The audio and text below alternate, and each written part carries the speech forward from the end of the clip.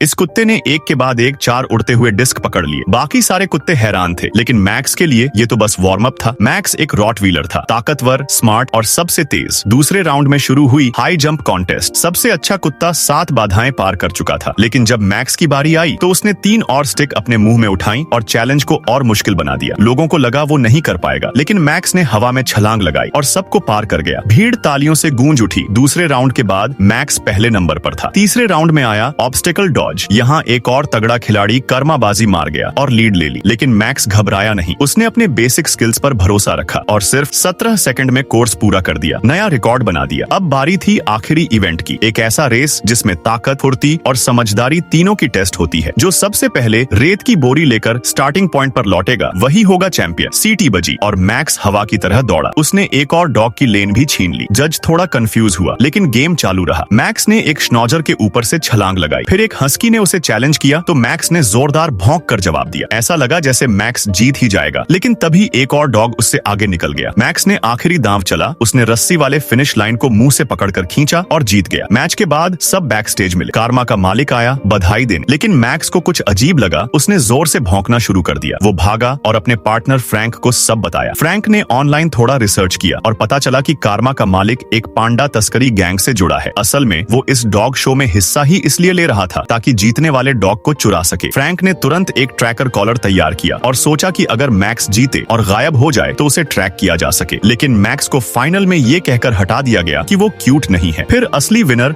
Dog चोरी हो गया और उसका मालिक बेसुध मिला। मैक्स ने हार नहीं मानी। उसने अपने कबूतर दोस्तों को बुलाया, उन्हें ट्रैकर कॉलर दिया और कहा ढूंढो उसे। कबूतरों ने उड़ान भरी और एक संदिग्ध कार पर ट्रैकर गिरा दिया। अब शुरू हुई असली रेस, लेकिन इस बार शिकारी खुद शिकार बनने वाला था।